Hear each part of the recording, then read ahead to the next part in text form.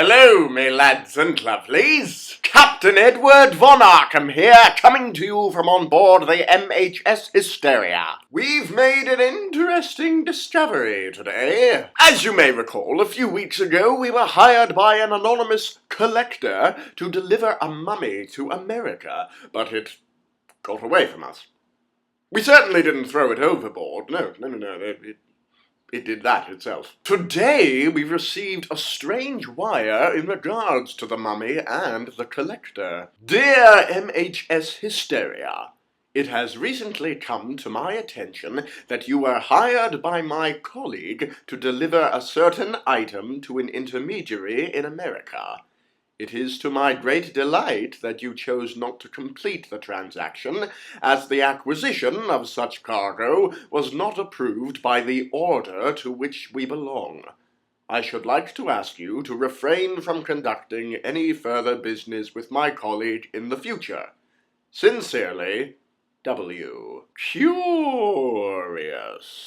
Now, as curious as I am about the living mummy we were hired to deliver, I am even more curious about who it was that hired us. This wire of appeal by a colleague is more telling than he probably intended. It was but a simple matter of tracing the wire back to its source, London, 1896. Then it was a simple matter of deduction. The use of the word order in the place of organization and signing the wire as W is very suggestive, and the business with the mummy clinches it. The man who sent the wire can be none other than William Wynne Westcott, one of the founders of the Hermetic Order of the Golden Dawn, a secret organization devoted to the study and practice of the occult.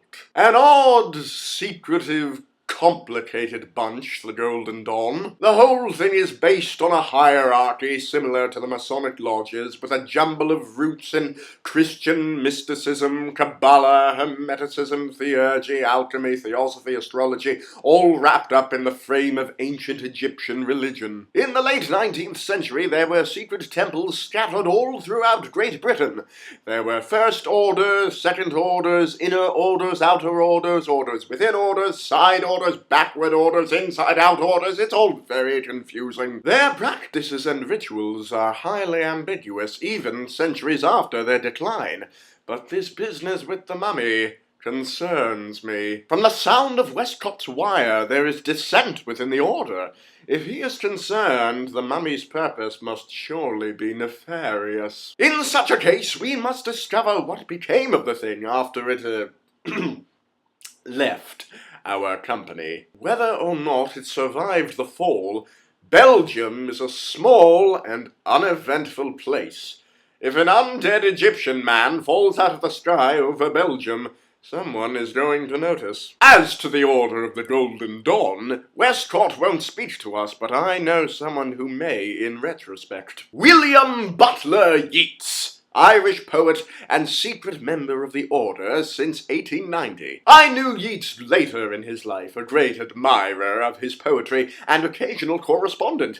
If we reach out to him in his later years, there is a chance he will tell us of the Order's inner workings.